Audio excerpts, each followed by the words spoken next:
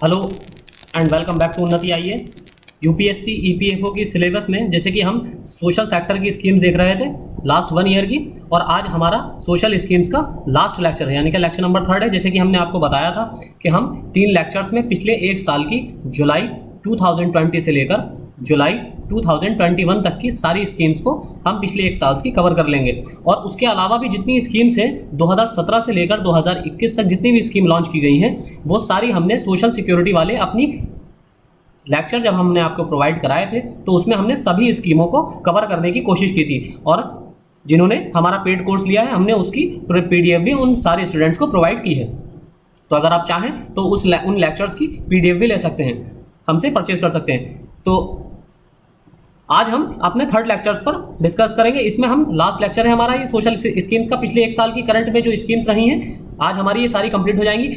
इसके बाद एक चीज़ और, जैसे कि हम आज के लेक्चर के बाद कल से हम एक्स्ट्रा जो करंट अफेयर्स के टॉपिक हैं जैसे कि science and technology plus computer, इसके जो करंट अफेयर में जो न्यूज़ रही है पिछले एक साल में, इसका सेपरेट लेक्चर हम आपको प्रोवाइड करेंगे। जैसे कि कुछ बच्चे कह रहे थे कि सर करंट अफेयर्स के लेक्चर नहीं आ रहे हैं, तो ये भी करंट अफेयर्स ही है जो हम आपको करा रहे हैं, ये करंट अफेयर्स ही है। सिर्फ फर्क इतना है कि हम पहले मंथली करंट अफेयर्स आपको प्रोवाइड कर रहे थे, अब हमने आपको कैटेगराइज करके यानी कि सारी चीज़ें डिस्ट्रीब्यूट अलग अलग कर दिया है। हमने सोशल स्कीम्स को उसमें से अलग निकाल कर आपको प्रोवाइड कर दिया है, इकोनॉमी को निकालकर हम आपको अलग प्रोवाइड कर देंगे, साइंस एंड टेक्नोलॉजी की करंट उसमें से निकालकर अलग प्रोवाइड कर देंगे, रिपोर्ट इंडेक्सेस अवार्ड्स ये सारे हम आपको निकालकर अलग प्रोवाइड कर देंगे करंट अफेयर्स में। तो आप बार बार ये मत पूछिए कि सर करंट अफेयर्स के लेक्चर क्यों नहीं आ रहे हैं, तो ये करंट अफेयर्स ही है, हमने आपको सिर्फ कैटेगराइज करके प्रोवाइड करना शुरू कर दिया है। यानी कि हम जैसे कि पिछले एक साल में एप्लीकेशंस, ई पोर्टल्स, जो गवर्नमेंट की वेबसाइट्स, गवर्नमेंट के द्वारा दिए जाने वाले अवार्ड्स और गवर्नमेंट के द्वारा बनाई जाने वाली पॉलिसीज जो चर्चा में रही, साथ ही जितने भी एक्ट पास हुए पिछले एक साल में, ये सारे हम अलग अलग कैटेगराइज करके आपको लेक्चर प्रोवाइड कर देंगे। तो ये सारा करंट अफेयर्स ही है पिछले एक साल का। तो शुरू करते हैं आज की अपनी पहली न्यूज से। पहला हमारा योजना है अभियान सक्षम अभियान। ये क्या है? जीवाश्म ईंधन के उपभोक्ताओं के बीच जागरूकता पैदा करने के लिए, यानी कि ऐसे उपभोक्ता कंज्यूमर्स जो जीवाश्म ईंधनों का यानी कि फॉसिल्स फ्यूल का यूज करते हैं, यानी कि परंपरागत फ्यूल का यूज करते हैं, उन लोगों में जागरूकता पैदा करने के लिए पेट्रोलियम संरक्षण अनुसंधान संघ PCRA, petroleum conservation research association, petroleum और प्राकृतिक गैस मंत्रालय ने 1 महीने तक चलने वाले अभियान सक्षम की शुरुआत की। इसमें बढ़ते कार्बन फुटप्रिंट, यानी कि कार्बन का जो फुटप्रिंट बढ़ता जा रहा है, कार्बन फुटप्रिंट का मतलब ये होता है कि एक कंपनी या पर्सन द्वारा कितना कार्बन का उत्सर्जन किया जा रहा है एक साल में, यानी कि एक साल में एक व्यक्ति द्वारा कितना कार्बन का उत्सर्जन किया जा रहा है, वो व्यक्ति इंडिविजुअल कार्बन फुटप्रिंट होगा, और एक कंपनी द्वारा कितना कार्बन का उत्सर्जन किया जा रहा है वो किसी कंपनी का कार्बन फुटप्रिंट होता है। इसका प्रतिकूल स्वास्थ्य पर और पर्यावरणीय प्रभावों पर प्रकाश डाला गया। सक्षम का विचार क्या है? उपभोक्ताओं को स्वच्छ ईंधन का उपयोग करने के और जीवाश्म ईंधन का बुद्धिमानी से उपयोग करने के लिए व्यवहार में बदलाव लाने के लिए राजी करना है।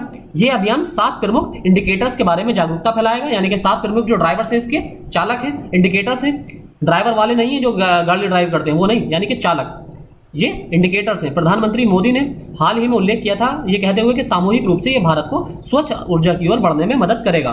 ये इंडिकेटर कौन से हैं? सक्षम के प्रमुख संचालकों में शामिल है। पहला है गैस आधारित अर्थव्यवस्था की ओर बढ़ना, जीवाश्म ईंधन का स्वच्छ उपयोग, तीसरा है जैव ईंधन चलाने के लिए घरेलू स्रोतों पर अधिक निर्भरता, निर्धारित समय सीमा के साथ अक्षय लक्ष्यों को प्राप्त करना, यानी कि अक्षय कौन से हैं?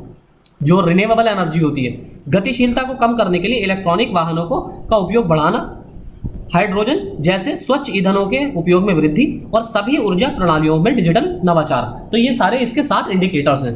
अगली न्यूज है हमारी रूफटॉप सोलर योजना। बहुत इंपॉर्टेंट न्यूज है ये, क्योंकि आपके एनवायरनमेंट की दृष्टि से भी बहुत इंपॉर्टेंट है। जैसे कि आपको पता होगा आपके सिलेबस में एनवायरनमेंट का पार्ट इंक्लूड नहीं है, लेकिन जो करंट और डेवलपमेंटल इश्यूज होते हैं इश्यूज हमारे यहाँ जो सबसे बड़ा है वो ग्लोबल लेवल पर जो इशू है वो सबसे बड़ा इशू ही एनवायरनमेंट है। तो आप एनवायरनमेंट की करंट अफेयर्स को बिल्कुल भी इग्नोर नहीं कर सकते, वरना आपको बहुत बड़ा इसका कीमत चुकानी पड़ सकती है एग्जाम में। अगर आप एनवायरनमेंट पर बेस्ड करंट अफेयर्स को मिस करते हैं या आप इस पर ध्यान नहीं देते हैं तो आपको इसकी एक बहुत बड़ी कीमत चुकानी पड़ सकती है एग्जाम में, क्योंकि ये डेवलपमेंटल इश्यूज से ही रिलेट करता है।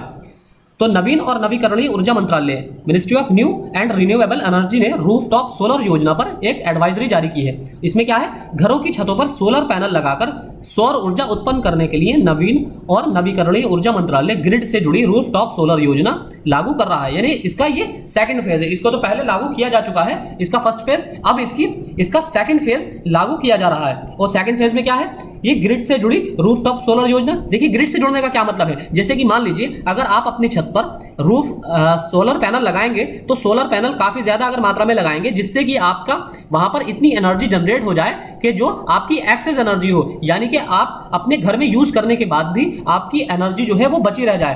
तो उस एनर्जी का क्या करने के लिए, अब वो एनर्जी जो बची हुई होगी वो वेस्ट हो जाएगी, तो उस इलेक्ट्रिकल एनर्जी को यूज करने के लिए, ताकि उसका एक्सेसिव जो एनर्जी प्रोडक्शन हो रहा है उसको यूज करने के लिए ग्रिड के माध्यम से जोड़ा जाएगा। यानी कि डिस्ट्रीब्यूशन कंपनीज जो है वहां से ग्रिड के माध्यम से उसे जोड़ेंगी और वो जो जरूरतमंद जहां पर कमी है एनर्जी की उसको प्रोवाइड कर दी जाएगी। अब इससे आपको क्या फायदा होगा, इससे आपको फायदा ये होगा क्योंकि जो आपकी एनर्जी एक्सेस यूज हो रही प्रोडक्शन हो रहा है उसका आपको, आप जो बेच रहे हैं ग्रिड के माध्यम से, उसको आपको पैसा प्रोवाइड किया जाएगा।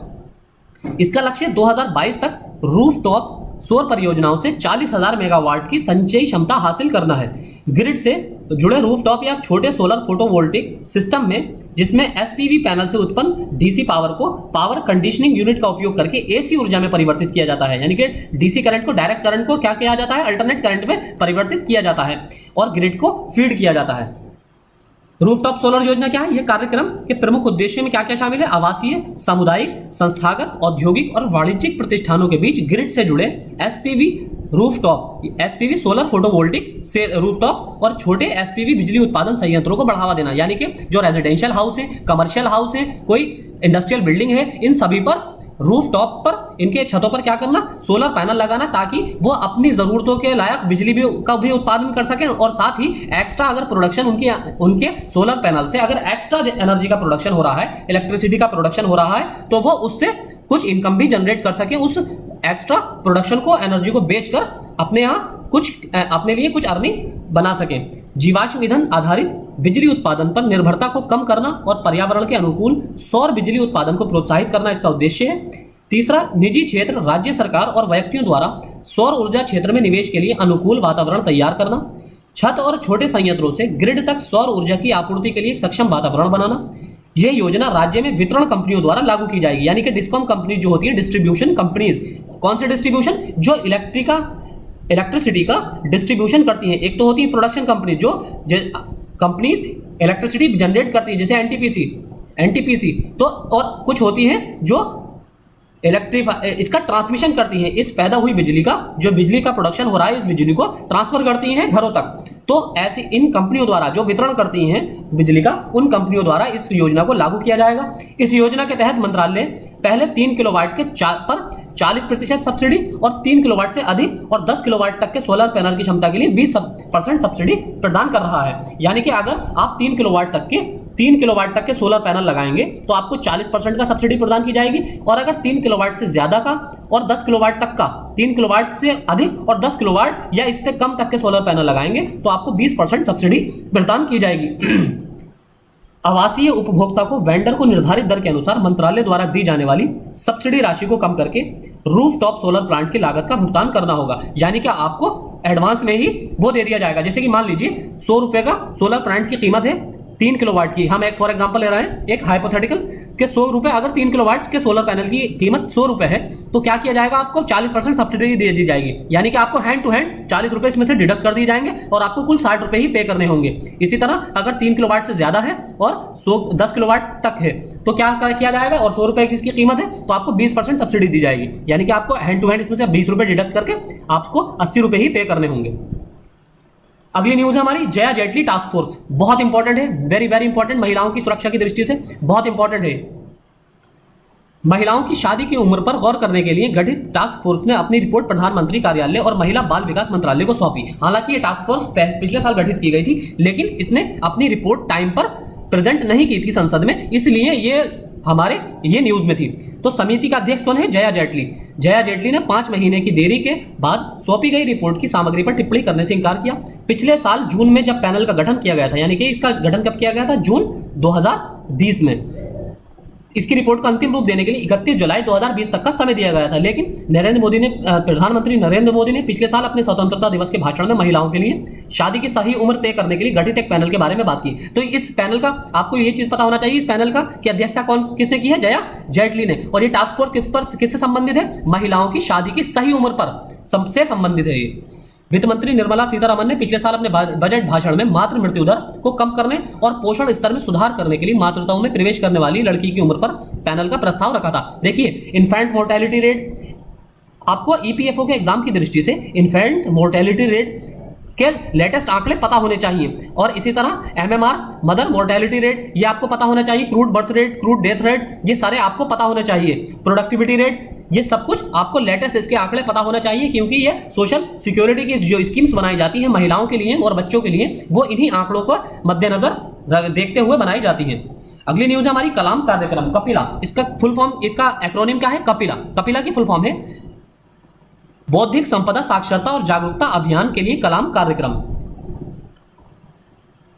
15 अक्टूबर 2020 को बौद्धिक संपदा साक्षरता और पेटेंट जागरूकता पैदा करने के लिए बौद्धिक संपदा साक्षरता और जागरूकता अभियान कलाम कार्यक्रम नामक एक अभियान शुरू किया गया। ये क्या है? योजना के उद्देश्यों में उच्च शिक्षा संस्थानों में बौद्धिक संपदा अधिकारों के बारे में जागरूकता पैदा करना, एचआई के संकायों और छात्रों से उत्पन्न आविष्कारों के आईपी संरक्षण को सक्षम करना, आईपीआर पर क्रेडिट पाठ्यक्रम का विकास, संकाय के लिए, संकाय होता है फैकल्टी, फैकल्टी के लिए IPR intellectual property right, IPR पर प्रशिक्षण और उच्च शिक्षण संस्थानों के छात्र और जीवंत आईपी फाइलिंग सिस्टम का संवेदीकरण और विकास कार्यक्रम इसमें शामिल है। कपिला के लिए कुल इतने 46,556 उपयोगकर्ता पंजीकृत किए जा चुके हैं। केंद्रीय शिक्षा मंत्री रमेश पोखरियाल निशंक ने वैज्ञानिक और पूर्व राष्ट्रपति स्वर्गीय डॉक्टर एपीजे अब्दुल कलाम की 89वीं जयंती पर वस्तु कपिला का शुभारंभ किया। अगली न्यूज है हमारी उपभोक्ता कल्याण कोष, consumer welfare fund. Very important, mark कर लीजिए इसे। उपभोक्ता मामले और खाद्य और सार्वजनिक वितरण राज्य मंत्री ने संसद को उपभोक्ता कल्याण कोष के बारे में सूचित किया। यह केंद्रीय माल और सेवा कर अधिनियम 2017 के तहत स्थापित किया गया है। 1992 के उपभोक्ता कल्याण कोष नियमों को सीजीएसटी नियम 2017 के तहत शामिल किया गया। इस कोष की स्थापना राजस्व विभाग यानी कि रेवेन्यू डिपार्टमेंट, फाइनेंस मिनिस्ट्री के रेवेन्यू डिपार्टमेंट द्वारा की जाती है। इस कोष की स्थापना, इसका संचालन ऑपरेटिंग कौन करता है? उपभोक्ता मामले विभाग, consumer department of consumer affairs. यह किस मिनिस्ट्री के अंतर्गत आता है? उपभोक्ता मामले, खाद्य और सार्वजनिक वितरण मंत्रालय, ministry of food, ministry of food and consumer welfare production. उद्देश्य क्या है? उपभोक्ताओं के कल्याण को बढ़ावा देना और उनकी रक्षा करना। अगली न्यूज आगे, इसमें हमारा उपभोक्ता संबंधी मुद्दों पर अनुसंधान और प्रशिक्षण को बढ़ावा देने के लिए प्रतिष्ठित संस्थानों, विश्वविद्यालयों में उपभोक्ता कानून उत्कृष्टता केंद्रों का निर्माण करना, उपभोक्ता साक्षरता और जागरूकता फैलाने के लिए परियोजनाएं, प्रिंट, इलेक्ट्रॉनिक, आउटडोर और सोशल मीडिया प्लेटफॉर्म के माध्यम से एक अखिल भारतीय उपभोक्ता जागरूकता अभियान यानी कि जागो ग्राहक जागो वाला, जो आपने ऐड भी देखा होगा, उसको बढ़ावा देना। विश्व उपभोक्ता अधिकार दिवस या राष्ट्रीय उपभोक्ता दिवस का उत्सव या उपभोक्ता संरक्षण अधिनियम 2019 लागू किया गया है। इसके अंतर्गत नया अधिनियम ई कॉमर्स के लेन देन को कवर करता है। ये प्रक्रियात्मक आसानी के लिए वीडियो कॉन्फ्रेंसिंग के माध्यम से शिकायतों की इलेक्ट्रॉनिक फाइलिंग, सुनवाई और जांच करने वाले पक्षों को अनुमति देता है और असुविधा को कम करता है। सरकार ने उपभोक्ता शिकायतों को दूर करने के लिए राष्ट्रीय उपभोक्ता हेल्पलाइन की भी स्थापना की है। अगली न्यूज है हमारी मातृत्व लाभ योजना। मातृत्व लाभ योजना, मैटरनिटी बेनिफिट स्कीम। ये क्या है? सरकार की मातृत्व लाभ योजना या प्रधानमंत्री मातृ वंदना योजना। इसको वित्तीय वर्ष 2020 तक 1.75 करोड़ पात्र महिलाओं का आंकड़ा इसने पार किया है, तो इसलिए ये न्यूज में है।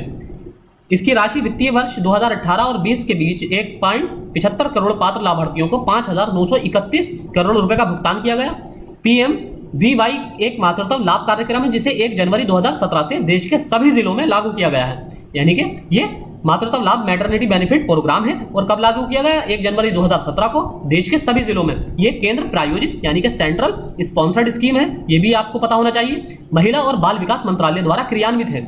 Ministry of women and child development द्वारा बढ़ी हुई पोषण संबंधी जरूरतों को पूरा करने और मजदूरी के नुकसान की आंशिक भरपाई के लिए गर्भवती महिलाओं को सीधे उनके बैंक खाते में नकद लाभ प्रदान किया जाता है। तो इसका क्या उद्देश्य है? इसका उद्देश्य ये है कि जो न्यूट्रिशन नीड्स होती हैं उनको पूरा करना और साथ ही जो प्रेगनेंसी के टाइम पे जो काम का लॉस होता है औरतों का, जो वर्किंग वीमेन होती हैं उनका जो काम का लॉस होता है, ऐसी वीमेन को सीधे उनके बैंक खाते में मुआवजा यानी कि नकद लाभ प्रदान करना। सभी गर्भवती महिलाएं और स्तनपान कराने वाली महिलाएं यानी कि लैक्टेटिंग मदर्स, उन लोगों को छोड़कर जो केंद्र सरकार या राज्य सरकारों या सार्वजनिक उपक्रमों के साथ नियमित रोजगार में हैं, जो किसी भी कानून के तहत समान लाभ प्राप्त कर रहे हैं, यानी कि इसमें ऐसी महिलाओं को शामिल नहीं किया जाता है जो जो गवर्नमेंट एम्प्लॉय हो, चाहे वो सेंट्रल गवर्नमेंट के एम्प्लॉय हो या स्टेट गवर्नमेंट के एम्प्लॉय हो या फिर किसी PSUs में एम्प्लॉय हो, तो ऐसी महिलाओं को इसमें शामिल नहीं किया जाता है। सभी पात्र गर्भवती महिलाएं और स्तनपान कराने वाली माताएं जिनके परिवार में पहले बच्चे के लिए 1 जनवरी 2017 को या उसके बाद गर्भावस्था हुई है, यानी कि जो 1 जनवरी 2017 के बाद जो प्रेग्नेंट हुई है, ऐसी महिलाओं को इसके अंतर्गत पात्र माना जाता है। जननी सुरक्षा योजना के तहत पात्र लाभार्थियों को नकद प्रोत्साहन मिलता है। एक महिला को औसतन 6,000 रुपए मिलते हैं और ये कुछ शिफ्ट की किस्तों में दिए जाते हैं, 2-2 हज़ार रुपए की, या कभी 1,000 और फिर 3,000 और फिर बाद में इसी तरह 2,000 लास्ट में, इस तरह से भी ये दिए जाते हैं।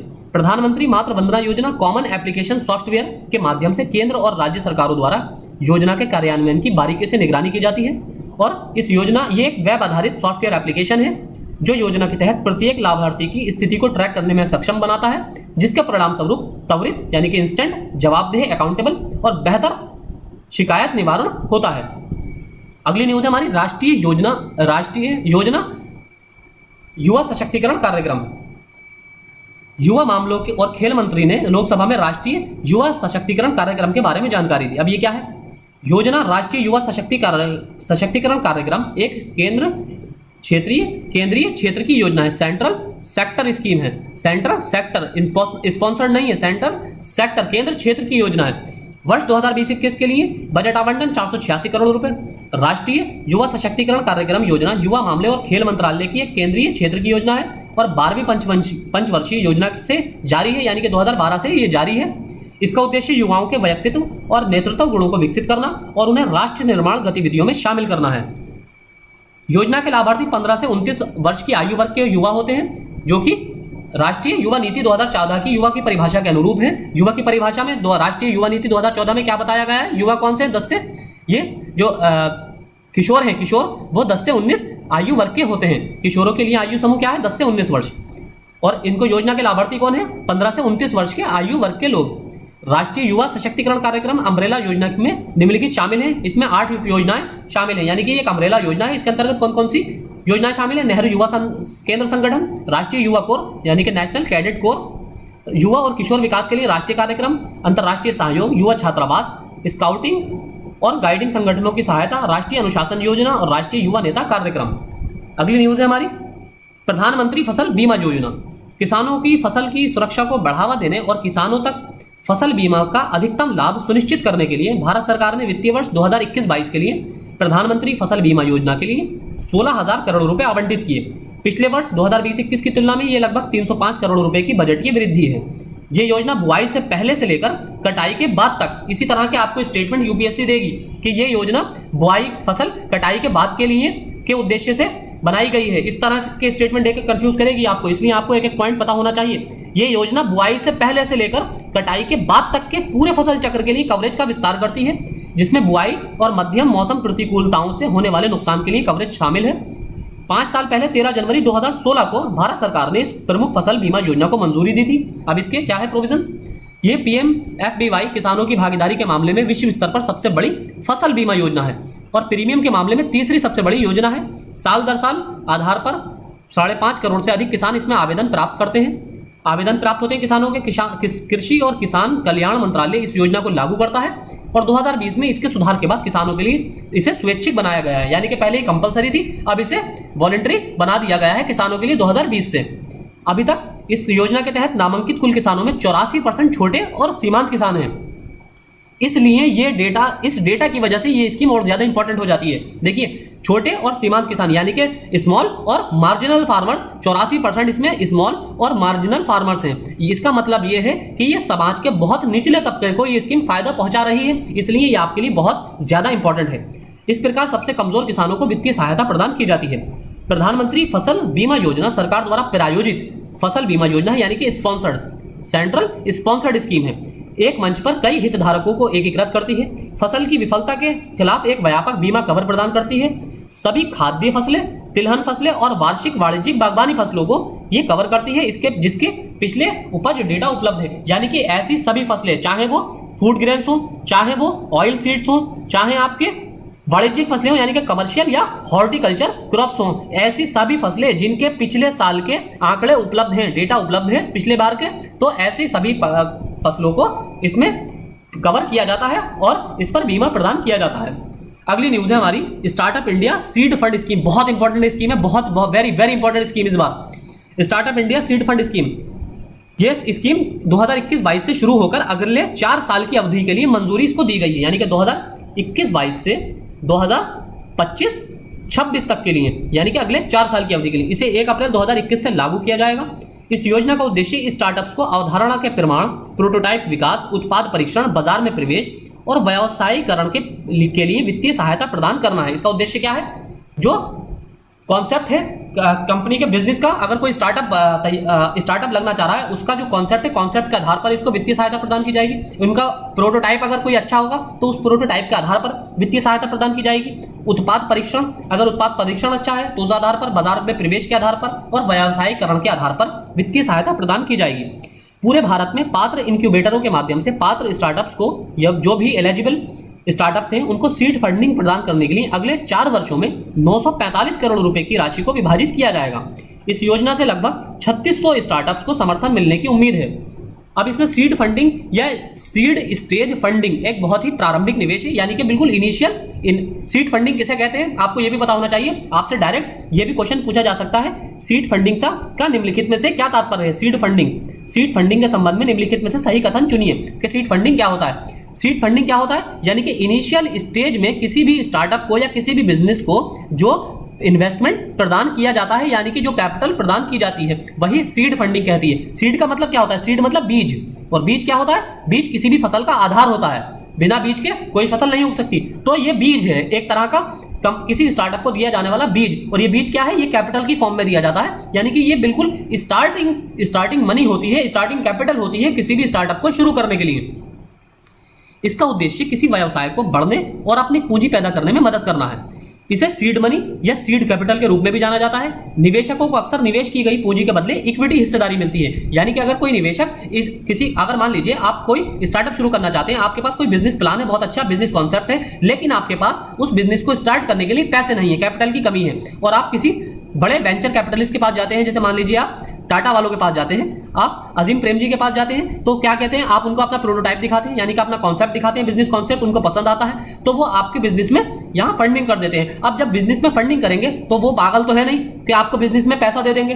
अगर उन्हें पसंद आया है तो उसका वो भी तो कुछ प्रॉफिट लेंगे, तो वो क्या करते हैं? उस प्रॉफिट के बदले इक्विटी शेयर लेते हैं। इक्विटी शेयर यानी कि मान लीजिए आपसे कहा जाएगा कि आप टाटा वाले क्या कहेंगे, आप 40% शेयर हमें दे दीजिए और 60% आप रख लीजिए, तो आपसे 40% 40-60 का आप रेशो डिवाइड कर लीजिए। वो आप अपने अकॉर्डिंग तय कर सकते हैं, किसी भी उसको एग्रीमेंट पर सहमत हो सकते हैं। तो निवेशक स्वयं संस्थापक हो सकता है और अपनी बचत का उपयोग अपनी नई कंपनी के लिए सीड मनी के रूप में कर सकता है, जिसे बूट स्ट्रैपिंग के रूप में भी जाना जाता है। अगर ऐसा कोई निवेशक है, इन्वेस्टर है, जिसने बिजनेस स्टार्टअप भी खुद बनाया है और उसको फंडिंग भी खुद की है, तो उस फंडिंग के बाद जो पैसा जनरेट होगा उससे वो किसी दूसरे स्टार्टअप में अगर पैसा लगाता है, उसके प्रॉफिट से, उससे कमाए हुए प्रॉफिट से अगर दूसरे किसी स्टार्टअप में पैसा लगाता है, तो उस पैसे को क्या कहा जाएगा? बूट स्ट्रैपिंग के रूप में जाना जाता है। यह बुनियादी ढांचे की लागत, विपणन विकास लागत के साथ साथ प्रारंभिक भर्ती की लागत से लेकर सब कुछ कवर कर सकता है। निवेश किसी भी व्यवसाय का ईंधन होता है और सीड फंडिंग इस ईंधन की पहली बूंद है, जैसे कि हमने आपको बताया। चूंकि सीड मनी बहुत आवश्यक नकद आरक्षित या कार्यशील पूंजी बन जाती है, इसका ना होना विफलता का मुख्य कारणों में से एक हो सकता है। अगली न्यूज है हमारी योजना नई रोशनी। नई रोशनी नामक योजना है। नई अल्पसंख्यक मामलों के मंत्रालय द्वारा अल्पसंख्यक महिलाओं के नेतृत्व विकास के लिए योजना नई रोशनी पूरे भारत में लागू की गई है, यानी कि मिनिस्ट्री ऑफ माइनॉरिटी अफेयर्स के द्वारा किसके लिए शुरू की गई है? माइनॉरिटी अफेयर्स द्वारा। तो जाहिर सी बात है माइनॉरिटी के लिए शुरू की गई होगी, तो माइनॉरिटी के लिए कौन सी नई रोशनी स्कीम शुरू की गई है और पूरे भारत में शुरू की गई। इसका उद्देश्य सभी स्तरों पर सरकारी प्रणालियों, बैंकों और अन्य संस्थानों के साथ बातचीत करने के लिए ज्ञान उपकरण तकनीक प्रदान करके महिलाओं को सशक्त बनाना और उनमें विश्वास पैदा करना है। इसमें प्रशिक्षु महिलाओं का सशक्तिकरण शामिल है, यानी कि जो भी ट्रेंड महिलाएं हैं उनको एम्पावर करना, ताकि वे समाज की स्वतंत्र और आत्मविश्वासी सदस्य बन सके। इस योजना में 6 दिवसीय प्रशिक्षण कार्यक्रम और उसके बाद 1 वर्ष की अवधि के लिए हैंड होल्डिंग का प्रावधान रखा गया है, यानी कि 6 दिन का 6 दिन का इसमें क्या होगा, ट्रेनिंग प्रोग्राम होगा, उसके बाद 1 साल का इसमें हैंड होल्डिंग प्रावधान रखा गया है। प्रशिक्षण में महिलाओं से संबंधित मुद्दों को शामिल किया गया है। निर्णय लेने में भागीदारी के माध्यम से महिलाओं का नेतृत्व, महिलाओं के लिए शैक्षिक कार्यक्रम, स्वास्थ्य और स्वच्छता, महिलाओं के कानूनी अधिकार, वित्तीय साक्षरता, डिजिटल साक्षरता, स्वच्छ भारत, जीवन कौशल, सामाजिक और व्यवहार परिवर्तन के लिए वकालत। योजना के दिशा निर्देशों के अनुसार नई रोशनी योजना के तहत पैनल में शामिल गैर सरकारी संगठनों के माध्यम से योजना लागू की जा रही है, जबकि नई रोशनी योजना विशेष रूप से महिला अभ्यर्थियों को लक्षित करती है।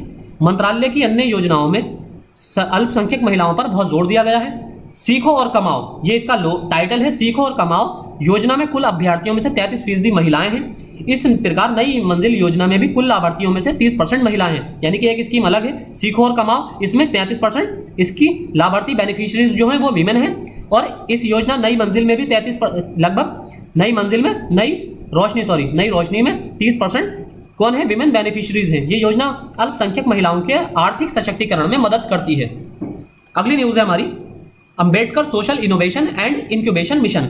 Ambedkar social innovation and incubation mission असीम सामाजिक न्याय और अधिकारिता मंत्रालय। हमने पिछले लेक्चर में भी आपको बताया था कि ये जो मिनिस्ट्री है सामाजिक न्याय और अधिकारिता मंत्रालय, ministry of social justice and empowerment, इसकी बनाई हुई हर स्कीम आपके ईपीएफओ के एग्जाम के लिए इंपॉर्टेंट है, कुछ भी पूछा जा सकता है इस मंत्रालय से। भारत सरकार ने अनुसूचित जातियों के लिए, यानी कि ये स्कीम किसके लिए, एससी कम्युनिटीज के लिए, शेड्यूल कास्ट के लिए। वेंचर कैपिटल फंड जो अभी हमने पिछले लेक्चर में बात की, सीड फंडिंग की कौन करता है, वेंचर कैपिटलिस्ट। इसके तहत Ambedkar social innovation and incubation mission launch किया गया है, यानी कि वेंचर कैपिटलिस्ट फंड, इसमें भी कुछ ऐसा ही बिल्कुल कॉन्सेप्ट होगा जैसा हमने पिछली स्कीम में डिस्कस किया था। इसका उद्देश्य अनुसूचित जाति के छात्रों या अनुसूचित जाति के दिव्यांग युवाओं में उद्यमशीलता और नवाचार को बढ़ावा देना है, यानी कि असीम स्कीम का उद्देश्य क्या है, एससी कम्युनिटीज के छात्र होंगे या फिर एससी कम्युनिटीज के दिव्यांग, यानी कि पर्सन विद डिसेबिलिटीज, किस कम्युनिटी के, एससी कम्युनिटीज के। इन लोगों में, इन छात्रों में एंटरप्रेन्योरशिप को बढ़ावा देना। और इसके लिए क्या किया जाएगा, फंडिंग कौन करेगा, वेंचर कैपिटलिस्ट, जैसे कि अजीम प्रेम जी या कोई टाटा या धीरूभाई अंबानी, आपके मुकेश अंबानी, तो ये लोग इसमें, या कोई भी अन्य लोग जिसके पास पैसा है जो इन्वेस्ट करना चाहे वो इन्वेस्ट कर सकता है। प्रौद्योगिकी बिजनेस इंक्यूबेटर के साथ नामांकित पंजीकृत अनुसूचित जाति के स्वामित्व वाली कंपनियां, उद्यमी 3 साल की अवधि में अधिकतम 30 लाख रुपए की पूंजी प्राप्त करने के पात्र हैं, यानी कि हर साल 10 लाख रुपए, यानी कि 3 साल के लिए इनमें 30 लाख रुपए तक की लिमिट रखी गई है, जिसमें हर साल 10 लाख रुपए प्रदान किए जाएंगे। पात्र आवेदकों को इक्विटी फंडिंग के रूप में 3 साल की अवधि में प्रतिवर्ष 10 लाख रुपए तक की कुल 30 लाख रुपए तक की वित्तीय सहायता प्रदान की जाएगी, यानी कि जो इसमें एलिजिबल कैंडिडेट होंगे उनको इक्विटी फंडिंग के थ्रू 3 साल में 30 लाख रुपए प्रदान किए जाएंगे, यानी कि हर साल 10 लाख रुपए की आर्थिक सहायता प्रदान की जाएगी अपने बिजनेस को बढ़ाने के लिए। अगली न्यूज हमारी सारस आजीविका मेला 2021। हालांकि ये मिशन कोई योजना नहीं है, लेकिन कुछ योजना का ही मिला जुला स्वरूप है। केंद्रीय ग्रामीण विकास मंत्री, मिनिस्ट्री ऑफ रूरल डेवलपमेंट, इन्होंने क्या किया है, नोएडा में सारस आजीविका मेला का उद्घाटन किया। मेले में 27 राज्यों के 300 से अधिक ग्रामीण स्वयं सहायता समूह और शिल्पकार भाग ले रहे हैं। ये सामान्य रूप से ग्रामीण भारत और विशेष रूप से ग्रामीण महिलाओं के जीवन को बदलने का कार्यक्रम है। ग्रामीण भारत यानी कि रूरल। अब देखिए, मैंने आपको कई बार बताया है कि ईपीएफओ में जो सोशल सिक्योरिटी का ऑप्शन, जो टॉपिक है सोशल सिक्योरिटी में, वो सभी तबके आते हैं जो समाज के वंचित तबके हैं, पिछड़े तबके हैं, या ऐसा समूह जो सबसे ज्यादा हाशिए पर है। तो आपको पता होगा ग्रामीण भारत जो है हमारी लगभग 70% आबादी ग्रामीण भारत में ही रहती है, ग्रामीण गांवों में ही रहती है। तो अगर ऐसी स्कीम है कोई जो ग्रामीण से संबंधित है, ग्राम से संबंधित है, गांवों से संबंधित है, तो जाहिर सी बात है उसका एक बड़े वर्ग पर, बड़े तबके पर उसका असर होगा, तो वो इंपॉर्टेंट हमारे एग्जाम के लिए हो जाती है। और ग्रामीण महिलाओं के जीवन को बदलने का एक कार्यक्रम है। मेले के दौरान ग्रामीण स्वयं सहायता समूह और शिल्पकारों को शिक्षित करने के लिए उत्पाद पैकेजिंग, डिजाइन, संचार कौशल, सोशल मीडिया प्रचार, बिजनेस टू बिजनेस मार्केटिंग और पर कार्यशालाएं आयोजित की जाएंगी। आगे देखते हैं इसमें, ये दीनदयाल अंत्योदय योजना राष्ट्रीय ग्रामीण आजीविका मिशन द्वारा ग्रामीण विकास मंत्रालय के तहत council for advancement of people's action and rural technology का पार्ट CAPART, ये council for advancement of people's action and rural technology, ये द्वारा आयोजित एक पहल है। किसके द्वारा शुरू की गई है, दीनदयाल अंत्योदय योजना राष्ट्रीय ग्रामीण आजीविका मिशन, ग्रामीण विकास मंत्रालय के तहत council for advancement of people's action and rural technology. तो कापार्ट भारत के ग्रामीण क्षेत्रों में जीवन की गुणवत्ता में सुधार करने के लिए सरकार और गैर सरकारी संगठनों, एनजीओ के बीच इंटरफेस करने के लिए ग्रामीण विकास मंत्रालय द्वारा स्थापित एक स्वायत्त निकाय है। ग्रामीण विकास मंत्रालय द्वारा, इससे आपसे कपार्ट से भी डायरेक्ट क्वेश्चन पूछा जा सकता है। ये ग्रामीण विकास मंत्रालय के अंतर्गत आता है और एक ऑटोनोमस बॉडी है। और उद्देश्य क्या है इसका? ग्रामीण क्षेत्रों में जीवन की गुणवत्ता में सुधार करना। मेले का उद्देश्य ग्रामीण महिलाओं के स्वयं सहायता समूहों को एक मंच के तहत लाना है ताकि वे अपने कौशल का प्रदर्शन कर सकें, अपने उत्पाद बेच सकें और थोक खरीदारों के साथ संबंध बनाने में उनकी मदद कर सकें। सारा आजीविका मेला में भाग लेने के माध्यम से इन ग्रामीण एनएसजी महिलाओं को शहरी ग्राहकों की मांग और स्वाद को समझने के लिए महत्वपूर्ण राष्ट्रीय स्तर को बढ़ावा मिलेगा। मेला महिला सशक्तिकरण की दिशा में एकीकृत दृष्टिकोण के रूप में कार्य करता है। ये पहल सरकार के आत्मनिर्भर भारत के विजन के अनुरूप है। देखिए, इस सारा आजीविका मेला का मतलब क्या है? आपने देखा होगा कि गांव की महिलाएं बहुत से महिलाएं अपने यहाँ अपने घरों में कुछ काम करती हैं छोटे मोटे, जैसे कि पापड़ बनाती हैं, कुछ टोकरियां बनाती हैं, टोकरियां बांस की होती हैं, या फिर कुछ छोटे छोटे डंडियों से टोकरियां बनाती हैं। तो इन चीज़ों का ये जो उत्पाद बनाती हैं गाँव की महिलाएं, इस चीज़ को ये बड़े पैमाने पर बेच सकें, इसके लिए एक ऐसा प्लेटफॉर्म बनाया गया है। ये सारा आजीविका मेला, ये मेला जो है एक ऐसे प्लेटफॉर्म का काम करेगा जहां पर ये महिलाएं आएंगी अपने उत्पाद लेकर, और जहां पर खरीदार आएंगे, बड़े बड़े बिजनेसमैन आएंगे इन उत्पादों को खरीदने, यानी कि वो देखेंगे पसंद आएगा तो बड़े बड़े ऑर्डर दे सकते हैं। इससे इनकी लिए अर्निंग का एक रास्ता गांवों की महिलाओं के लिए पैदा होगा। अगली न्यूज हमारी कर्मचारी भविष्य निधि संगठन, ईपीएफओ से ही डायरेक्ट रिलेटेड है। कर्मचारी भविष्य निधि संगठन ने सिफारिश की थी कि ग्राहकों को 2020-21 के लिए भविष्य निधि योगदान के तहत के लिए 8.5% ब्याज दर दी जाए। अब क्या है ये भविष्य निधि योजना? कर्मचारी भविष्य निधि और विविध अधिनियम 1952 के तहत एक मुख्य योजना है। ये योजना कारखाने के कर्मचारियों और अन्य प्रतिष्ठानों के लिए भविष्य निधि की संस्था प्रदान करती है। कर्मचारी और नियोक्ता प्रत्येक 12% का योगदान करते हैं, कर्मचारी भी और नियोक्ता भी, यानी कि टोटल 24% का योगदान किया जाता है। आर्थिक सर्वेक्षण 2016-17 ने सुझाव दिया था कि कर्मचारियों को चुनने की अनुमति दी जानी चाहिए कि वे अपने वेतन का 12% ईपीएफ में डालें, यानी कि कर्मचारी जो होते हैं किसी प्राइवेट ऑर्गेनाइजेशन के, वो क्या करते हैं? ईपीएफ में कंट्रीब्यूशन करते हैं 12% का। तो ये आर्थिक सर्वेक्षण में 2016-17 में बताया गया था कि ये छूट होनी चाहिए किसी भी एम्प्लॉय के पास कि वो 12% कंट्रीब्यूशन करे या फिर ना करे, बल्कि उस सैलरी को अपने घर ले जाए। मतलब उस सैलरी का डिडक्शन ना हो, अगर वो करेगा तो सैलरी डिडक्ट होकर ईपीएफ अकाउंट में चली जाएगी, वरना फिर वो उसी के सैलरी अकाउंट में ही आएगी। वर्तमान कानून के अनुसार एक व्यक्ति अनिवार्य रूप से ईपीएफ का सदस्य बन जाता है यदि उसका मासिक वेतन 15,000 रुपए से अधिक नहीं है। बहुत इंपॉर्टेंट फैक्ट है, अगर किसी व्यक्ति का ऐसा एम्प्लॉय प्राइवेट ऑर्गेनाइजेशन का जिसका सैलरी 15,000 रुपए या इससे कम है, तो वो ऑटोमेटिकली ही ईपीएफ का सदस्य बन जाता है, यानी कि ईपीएफ स्कीम का मेंबर हो जाता है। ब्याज दर पिछले वर्ष की तरह ही रखी गई थी। मार्च 2020 में ईपीएफओ ने 2019-20 के लिए भविष्य निधि पर जमा पर ब्याज दर घटाकर 8.5% कर दी। 18-19 में ये ब्याज दर 8.65 थी और 17-18 में ये 8.55 थी। तो अनुशंसित ब्याज दर ऋण निवेश से ब्याज से आय और इक्विटी निवेश से आय का ये परिणाम थी। इसमें क्या है आगे?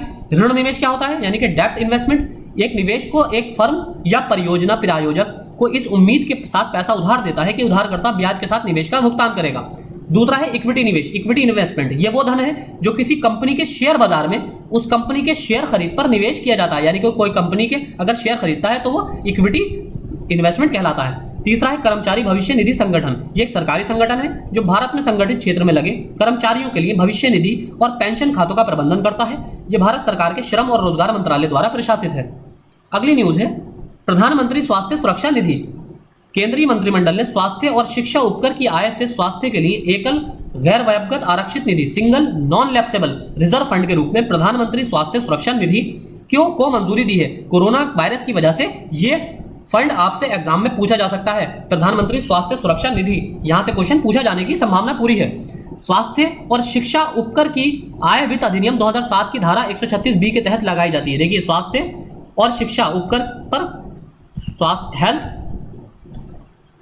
हेल्थ सेस लिया जाता है, और एजुकेशन सेस जो लिया जाता है वो किसके तहत लिया जाता है?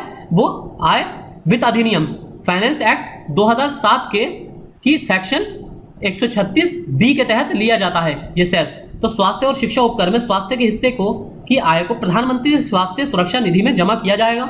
ये सार्वजनिक खाते में स्वास्थ्य के लिए एक गैर व्यक्तिगत आरक्षित निधि है, यानी कि नॉन लैप्सेबल, यानी कि इससे हर साल पैसा उसमें ऐड होता जाएगा, ना कि लैप्स नहीं होगा। PMSSN प्रधानमंत्री स्वास्थ्य सुरक्षा निधि, इसका प्रशासन और रखरखाव स्वास्थ्य और परिवार कल्याण मंत्रालय को सौंपा गया है।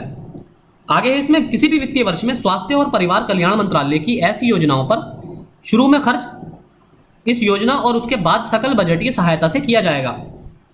पीएम प्रधानमंत्री स्वास्थ्य सुरक्षा निधि में होने वाली राशि का उपयोग स्वास्थ्य और परिवार कल्याण मंत्रालय की प्रमुख योजनाओं में के लिए किया जाएगा, अर्थात आयुष्मान भारत, प्रधानमंत्री जन आरोग्य योजना, आयुष्मान भारत स्वास्थ्य और कल्याण केंद्र, राष्ट्रीय स्वास्थ्य मिशन, प्रधानमंत्री स्वास्थ्य सुरक्षा योजना, आपातकालीन और आपदा की तैयारी और स्वास्थ्य आपात स्थितियों के दौरान प्रतिक्रियाएं, कोई भी भावी कार्यक्रम योजना जो सतत विकास लक्ष्यों की दिशा में प्रगति हासिल करने का लक्ष्य रखती है, और राष्ट्रीय स्वास्थ्य नीति 2017 में निर्धारित लक्ष्य। अगली न्यूज है यूएल पिन योजना। ये भी हमने पहले भी डिस्कस की है हमने अप्रैल मई की न्यूज में इसको डिस्कस किया था करंट अफेयर्स में। केंद्र की योजना 1 साल के भीतर देश के प्रत्येक भूखंड के लिए 14 अंकों की पहचान संख्या है। तो यूएल पिन क्या है? यूएल पिन है एक 14 अंकों का यूनिक आइडेंटिफिकेशन नंबर, किसके लिए? लैंड होल्डिंग्स के लिए, यानी कि भूखंडों के लिए ये पहचान संख्या है 14 अंकों की। विशिष्ट भूमि पार्सल पहचान संख्या, unique land parcel identification number scheme, ये भूमि संसाधन विभाग यूएलपीएन योजना इस साल 10 राज्यों में शुरू की गई, यानी कि 2021 में 10 राज्यों में शुरू की गई है, और ये से 2022 तक पूरे देश में लागू करने का इसको लक्ष्य है। ये पूरे देश में लागू हो जाएगी। संख्या विशिष्ट रूप से भूमि के प्रत्येक सर्वेक्षण के लिए पार्सल की पहचान करेगी और भूमि धोखाधड़ी को रोकेगी। विशेष रूप से ग्रामीण भारत में जहां भूमि रिकॉर्ड पुराने और विवादित हैं, पहचान किस पर आधारित होगी? भूमि पार्सल का देशांतर और अक्षांश, यानी कि उसके लैटिट्यूड और लॉन्गिट्यूड पर यह पहचान आधारित होगी। ये बाद में अपने भूमि रिकॉर्ड डेटाबेस को किसके साथ एकीकृत करेगा, यानी कि यही यूएल पिन भूमि का जो रिकॉर्ड होंगे उसको किसके साथ इंटीग्रेट करेगा? राजस्व न्यायालय के साथ, यानी कि रेवेन्यू कोर्ट के साथ, बैंक रिकॉर्ड के साथ, बैंक रिकॉर्ड और स्वैच्छिक आधार पर आधार संख्या, और इसको वॉलंटरी बेसिस पर आधार नंबर के साथ भी एकीकृत करने के लिए कार्यक्रम चलाएगा। ये डिजिटल इंडिया लैंड रिकॉर्ड्स आधुनिकीकरण कार्यक्रम DILRMP का अगला चरण है, यानी कि ये पहले योजना चली थी 2008 में, DILRMP digital India land records आधुनिकीकरण यानी कि मॉडर्नाइजेशन प्रोग्राम, ये 2008 में योजना चलाई गई थी, इसी का ही ये अगला चरण है। इस योजना में क्या किया गया था? मूल लक्ष्यों को पूरा करने के साथ साथ नई योजनाओं को अपने साथ दायरे का विस्तार करने के लिए कार्यक्रम को 2023-24 तक बढ़ा दिया गया है। अगली न्यूज है इसमें, आगे इसमें विभाग ने कार्यक्रम के तहत नई पहल की है, जैसे NGDRS या राष्ट्रीय सामान्य दस्तावेज पंजीकरण प्रणाली, फिर है यूएल पिन, न्यायालय को भूमि अभिलेखों से जोड़ना, भूमि अभिलेख आदि के साथ सहमति आधारित आधार संख्या का एकीकरण, जिसने 2020-21 से 2023-24 तक इसके विस्तार की आवश्यकता की। यूएल पिन योजना के घटक क्या होंगे? देश के नागरिक को सेवा वितरण में वृद्धि, कृषि वित्त आपदा प्रबंधन जैसे अन्य क्षेत्रों की योजनाओं के इनपुट के रूप में कार्य करना, स्पष्ट भूमि स्वामित्व से बहुत सी बाधाएं दूर होंगी, गरीबों के लिए औपचारिक वित्तीय क्षेत्र से उधार लेना आसान बनाना, और प्रख्यात डोमेन के दुरुपयोग के बजाय बुनियादी ढांचा परियोजनाओं के लिए वाणिज्यिक भूमि अधिग्रहण को आसान बनाना। अगली न्यूज है हमारी प्रधानमंत्री आवास योजना ग्रामीण। कोविड-19 के प्रतिकूल प्रभाव के कारण केंद्र सरकार की प्रमुख ग्रामीण आवास योजना प्रधानमंत्री आवास योजना ग्रामीण के तहत स्वीकृत घरों में से केवल 5.4% ही वर्ष 2020-21 के लिए पूर्ण हो पाए हैं। तो अब इसको देख लेते हैं, क्या स्कीम है ये? प्रधानमंत्री आवास योजना ग्रामीण 2022 तक सभी के लिए आवास प्राप्त करने के लिए तत्कालीन ग्रामीण आवास योजना इंदिरा आवास योजना को प्रधानमंत्री आवास योजना ग्रामीण में पुनर्गठित किया गया। 1 अप्रैल 2016 से प्रभावी है, ग्रामीण विकास मंत्रालय के अंतर्गत आती है। उद्देश्य मार्च 2022 के अंत तक सभी ग्रामीण परिवारों, बेघर या कच्चे या जीर्ण शीर्ण घरों में रहने वाले सभी परिवारों को बुनियादी सुविधाओं के साथ एक पक्का घर उपलब्ध कराना। गरीबी रेखा से नीचे बीपीएल परिवारों के ग्रामीण लोगों को आवासीय इकाइयों के निर्माण और उन्नयन में पूर्ण अनुदान के रूप में सहायता प्रदान करने में मदद करना।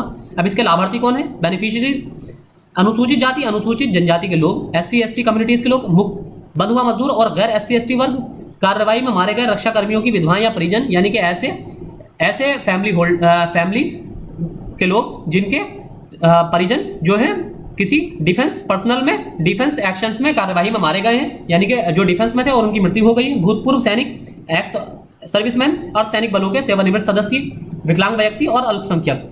योजना की प्रगति, निर्माण लक्ष्य का केवल 55% ही पूरा किया गया है अभी तक।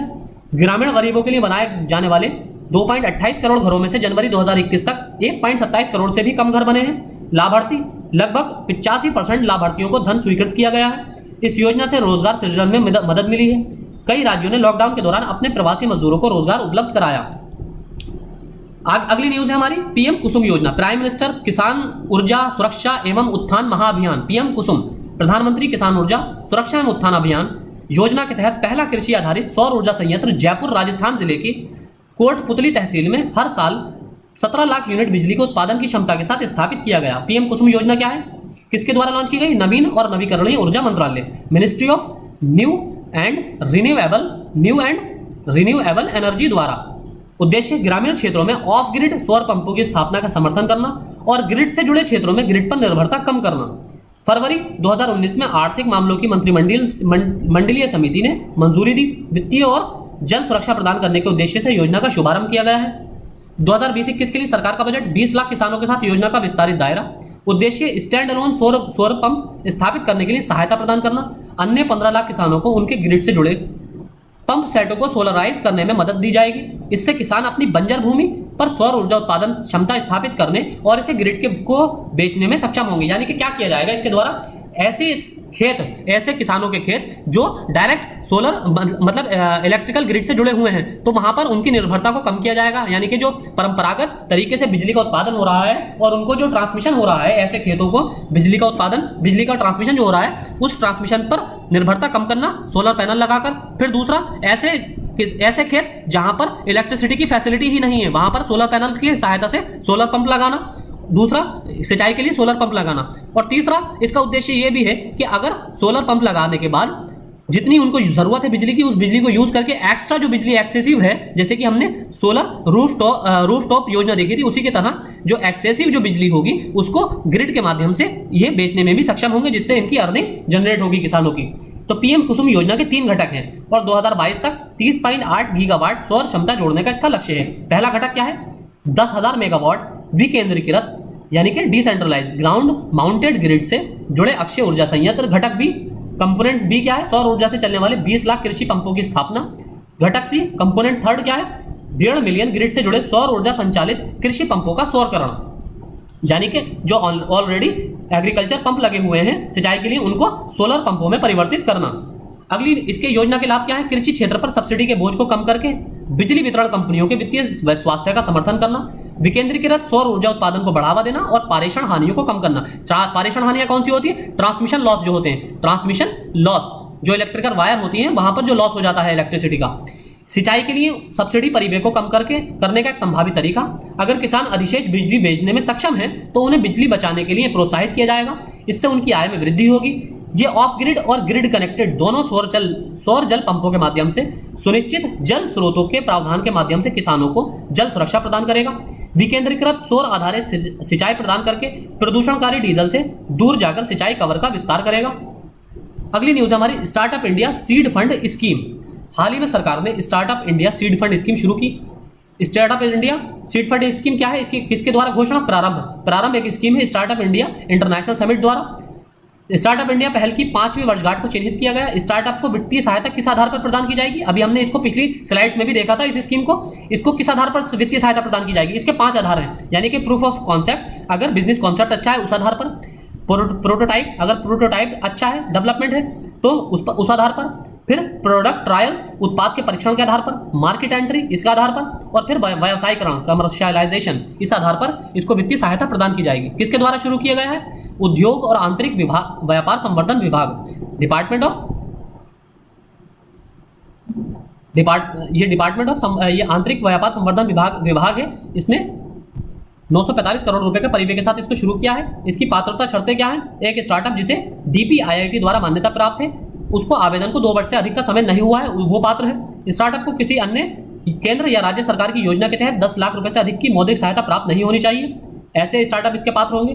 समिति द्वारा चयनित पात्र इंक्यूबेटरों को 5 करोड़ रुपए तक का अनुदान प्रदान किया जाएगा और DPIIT द्वारा गठित एक विशेषज्ञ समिति योजना के समग्र निष्पादन और निगरानी के लिए जिम्मेदार होगी। अगली न्यूज है स्वामित्व योजना, स्वामित्व स्कीम। प्रधानमंत्री ने 12वें राष्ट्रीय पंचायती दिवस 24 अप्रैल 2021 को स्वामित्व योजना के तहत ई संपत्ति कार्ड का वितरण शुभारंभ किया। यह पहला राष्ट्रीय पंचायती दिवस कब मनाया गया था? 2010 में। राष्ट्रीय पंचायती राज दिवस हर साल 24 अप्रैल को पंचायती राज मंत्रालय द्वारा शुरू किया गया है। देश भर में सर्वश्रेष्ठ प्रदर्शन करने वाली पंचायतों, राज्यों या संघ राज्य क्षेत्रों को पुरस्कृत करना, उनके अच्छे काम में मान्यता देना। पहली बार प्रधानमंत्री पुरस्कार राशि सहायता अनुदान के रूप में सीधे संबंधित पंचायतों के बैंक खाते में वास्तविक समय में हस्तांतरित हुई। स्वामित्व योजना क्या है? गांवों के सर्वेक्षण और ग्रामीण क्षेत्रों में सुधारित प्रौद्योगिकी के साथ मानचित्रण करना। सहयोगात्मक प्रयास किसका है, यानी कि किस किस के द्वारा इसमें सहयोग किया गया है इस योजना में? पंचायती राज मंत्रालय, राज्य पंचायती राज्य विभाग, राज्य के राजस्व विभाग और सर्वे ऑफ इंडिया द्वारा। ये उद्देश्य क्या है? ग्रामीण भारत के लिए एकीकृत संपत्ति सत्यापन समाधान प्रदान करना। यह ड्रोन तकनीक और कंटिन्यूअस ऑपरेटिंग रेफरेंस स्टेशन का उपयोग करके ग्रामीण बसे हुए क्षेत्रों में भूमि पार्सल की मैपिंग के लिए एक योजना है। मैपिंग पूरे देश में चरणबद्ध तरीके से 4 वर्षों की अवधि में, यानी कि 2020 से 2024 तक पूरी की जाएगी। अगली न्यूज़ है CSR, कॉर्पोरेट सोशल रेस्पॉन्सिबिलिटी। हमने कंपनीज एक्ट में भी देखा था, एक बार फिर देख लेते हैं जो अमेंडमेंट किए गए हैं। विशेषज्ञ सरकार से CSR नियमों में ढील देने का आह्वान कर रहे हैं ताकि वे कर्मचारियों के टीकाकरण और कॉर्पोरेट खर्च और कोविड से पहले पीड़ित कर्मचारियों के इलाज का CSR के खर्च के तहत कवर किया जा सके। अब वर्तमान में CSR मानदंड किसके तहत है? कंपनियों को अपने अनिवार्य CSR व्यय के हिस्से के रूप में केवल कर्मचारियों के कल्याण के लिए किए गए व्यय की गणना करने की अनुमति नहीं है। कॉर्पोरेट सामाजिक उत्तरदायित्व, पर्यावरण पर कंपनी के प्रभावों और सामाजिक कल्याण पर प्रभाव का आकलन करने और जिम्मेदारी लेने के लिए कॉर्पोरेट पहल है। भारत में CSR की अवधारणा कंपनी अधिनियम 2013 के खंड 135 द्वारा शासित है, सेक्शन 135। भारत दुनिया का पहला देश है जिसने संभावित CSR गतिविधियों की पहचान करने के लिए एक ढांचे के साथ CSR खर्च को अनिवार्य किया। किन कंपनियों पर लागू है? 1000 करोड़ रुपए और उससे अधिक का वार्षिक कारोबार करने वाली कंपनियां, यानी कि 3 तरह की कंपनियों पर लागू है। इसके 3 कंडीशन है। पहला, अगर कोई ऐसी कंपनी है जिसका एनुअल टर्नओवर कितना है? 1000 करोड़ रुपए या इससे अधिक है, 1000 करोड़ रुपए या इससे अधिक। दूसरा, ऐसी कंपनियां जिनका 500 करोड़ रुपए या उससे अधिक की कुल संपत्ति है, ऐसी कंपनियां जिनका जिनकी एसेट वैल्यू 500 करोड़ रुपए या इससे अधिक है। तीसरा, 5 करोड़ रुपए और अधिक का शुद्ध लाभ कमाने वाली ऐसी कंपनियां जिनका नेट प्रॉफिट 5 करोड़ रुपए या इससे अधिक है। तो ऐसी कंपनियों पर CSR समिति भी गठित करना पड़ेगी ऐसी कंपनियों को, और निदेशक मंडल को सामाजिक उत्तरदायित्व नीति की सिफारिश करना, समय समय पर कंपनी की निगरानी करना। तो ऐसी कंपनियां क्या करेंगी? CSR के तहत फंडिंग करेंगे। कितना परसेंट? अपने टोटल प्रॉफिट का 2%। अब ये प्रॉफिट जो हमने बताया है आपको, 5 करोड़ रुपए का प्रॉफिट या उससे अधिक का प्रॉफिट होना चाहिए, ऐसी कंपनियों पर ये लागू होगा। तो ये 5 करोड़ का कैसे निकाला जाएगा प्रॉफिट? 5 करोड़ का प्रॉफिट जो देखा जाएगा वो एवरेज प्रॉफिट देखा जाएगा पिछले 3 साल का। पिछले 3 साल के प्रॉफिट के आधार पर प्रॉफिट निकाला जाएगा। मान लीजिए जैसे 2017 में प्रॉफिट हुआ कंपनी को 10 करोड़ का, 2018 में 2 करोड़ का हुआ, और 2019 में कितना हुआ? मान लीजिए 4 करोड़ का हुआ, तो कितना हो गया? 10 2 12, 12 4 16। तो अब इस आधार पर ये 5 करोड़ से ऊपर की हो गई, यानी कि अगर 3 से डिवाइड करेंगे तो ये आपका आएगा 5.3, आपका 5 पॉइंट समथिंग आएगा, 5.3 के आसपास। तो क्या होगा? अब ये मतलब 5 करोड़ से अधिक का ये नेट प्रॉफिट हो गया। तो अब ये इस कंपनी पर ये CSR में 2% का कंट्रीब्यूशन करना कंपलसरी है। तो अधिनियम कंपनियों को प्रोत्साहित करता है कि पिछले 3 वर्षों में अपने औसत शुद्ध लाभ का 2% CSR गतिविधियों पर खर्च करें। आगे है CSR गतिविधियां अधिनियम की अनुसूची 7 के तहत निर्दिष्ट। अब ये किस किस चीजों पर ध्यान रखती हैं? CSR की जो फंडिंग है, जो CSR का पैसा है वो कहां खर्च किया जाता है? पहला, अत्यधिक भूख और गरीबी का उन्मूलन करने के लिए, शिक्षा को बढ़ावा देना, लैंगिक समानता और महिला सशक्तिकरण के लिए, मानव इम्यूनोडिफिशियेंसी वायरस, एक्वायर्ड इम्यूनोडिफिशियेंसी सिंड्रोम और अन्य बीमारियों का मुकाबला करने के लिए, पर्यावरणीय स्थिरता सुनिश्चित करने के लिए, और प्रधानमंत्री राष्ट्रीय राहत कोष या केंद्र सरकार द्वारा सामाजिक आर्थिक विकास और राहत और अनुसूचित जातियां, अनुसूचित जनजातियां, अन्य पिछड़ा वर्ग, अल्पसंख्यक महिलाएं आदि के कल्याण के लिए स्थापित किसी अन्य कोष में योगदान देने के लिए इस पैसे को खर्च किया जाता है। और लास्ट हमारा योजना है स्वामित्व योजना, जो अभी हमने पहले भी डिस्कस की। अब इसको एक बार फिर डिटेल में देख लेते हैं। पंचायती राज मंत्रालय ने स्वामित्व योजना कार्यान्वयन के लिए नया ढांचा जारी किया। ये क्या है? स्वामित्व का मतलब गांवों के सर्वेक्षण और ग्रामीण क्षेत्रों में सुधारित प्रौद्योगिकी के साथ मानचित्रण। ये केंद्र क्षेत्र की योजना है, सेंट्रल सेक्टर स्कीम है, सेंट्रल सेक्टर स्कीम है ये, याद रखिए। 24 अप्रैल 2021 को राष्ट्रीय पंचायती दिवस के अवसर पर राष्ट्रीय स्तर पर शुरू की गई। कब शुरू की गई? 24 अप्रैल 2021 को। स्वामित्व योजना किस लिए? गांवों के सर्वेक्षण के लिए, मानचित्र बनाने के लिए। उद्देश्य ग्रामीण भारत के लिए एकीकृत संपत्ति सत्यापन समाधान प्रदान करना, इंटीग्रेटेड प्रॉपर्टी सर्टिफिकेशन समाधान प्रदान करना। नोडल मंत्रालय पंचायती राज मंत्रालय, सर्वे ऑफ इंडिया। और सर्वे ऑफ इंडिया क्या है? एक प्रौद्योगिकी कार्यान्वयन एजेंसी है, यानी कि जो मानचित्रण बनाने का काम करेगा वो कौन करेगा? Survey of India. और मंत्रालय किसके द्वारा लॉन्च की गई है स्कीम? पंचायती राज मंत्रालय द्वारा। ग्रामीण आबादी वाले क्षेत्रों का सीमांकन, ड्रोन सर्वेक्षण और CORS सतत संचालन संदर्भ स्टेशन नेटवर्क का उपयोग करके किया जाएगा, जो 5 सेंटीमीटर का मानचित्रण सटीकता प्रदान करता है। ये गांवों में बसे हुए ग्रामीण क्षेत्रों में घर रखने वाले गांव के घर के मालिकों को अधिकारों का रिकॉर्ड प्रदान करेगा। 2021 से 25 के दौरान पूरे देश के लगभग 6.62 लाख गांवों को कवर करेगा। यानी कि 2021 से कब तक के लिए, 2025 तक के लिए, 5 साल के लिए, ये 4 साल के लिए स्कीम शुरू की गई है। ग्रामीण भारत में नागरिकों को उनकी संपत्ति को ऋण और अन्य वित्तीय लाभ लेने के लिए वित्तीय संपत्ति के रूप में उपयोग करने में सक्षम बनाकर वित्तीय स्थिरता लाने के लिए ग्रामीण नियोजन के लिए सटीक भूमि अभिलेखों का निर्माण, संपत्ति कर का निर्धारण, सर्वेक्षण के बुनियादी ढांचे, जीआईएस मानचित्रों का निर्माण जिनका उपयोग किसी भी विभाग द्वारा उनके लिए उपयोग किया जा सकता है। जीआईएस मानचित्रों का उपयोग करके बेहतर गुणवत्ता वाली ग्राम पंचायत विकास योजना तैयार करने में सहायता करना और संपत्ति संबंधी विवादों और कानूनी मामलों को कम करने के लिए इस योजना को शुरू किया गया है। तो हमारे आज सोशल सिक्योरिटी स्कीम्स जितनी भी पिछले 1 साल में न्यूज में रही थी सोशल सिक्योरिटी स्कीम्स, वो सारी हमने कवर कर ली है। कब से कब तक की, जुलाई 2020 से जुलाई 2021 तक की सारी स्कीम्स हमने कवर कर ली हैं। अब हम जो आप बहुत से आप स्टूडेंट्स कह रहे थे कि हमारे करंट अफेयर्स के लेक्चर नहीं आ रहे हैं, तो देखिए ये भी करंट अफेयर्स का पार्ट है। अब हम करंट अफेयर्स के लेक्चर लाने की जगह हम आपको कैटेगराइज करके पढ़ा रहे हैं। अब जैसे कि हमारे अगले लेक्चर जो आएंगे, जितने भी पिछले 1 साल में एप्लीकेशंस, ई प्लेटफॉर्म सरकार द्वारा लॉन्च किए गए हैं, ई प्लेटफॉर्म्स, जितने भी ई प्लेटफॉर्म्स हैं, एप्लीकेशन हैं, मोबाइल एप्लीकेशन हैं, चाहे इंडेक्सेस हैं, इंडेक्सेस लॉन्च हुई हैं, रिपोर्ट्स आई हैं सरकारी या और अन्य संस्थानों की, तो और पुरस्कार हैं, अवार्ड्स हैं, ये सारे हम आपको अलग अलग और साइंस एंड टेक्नोलॉजी से पर बेस्ड और कंप्यूटर पर बेस्ड, साइंस टेक्नोलॉजी और कंप्यूटर इन पर बेस्ड जो करंट अफेयर पिछले 1 साल में न्यूज में था, इसको हम अलग से डिस्कस करेंगे। तो अगला लेक्चर हमारा साइंस टेक्नोलॉजी और कंप्यूटर के करंट अफेयर पर ही आएगा। तो आज के लेक्चर में इतना ही। Thank you.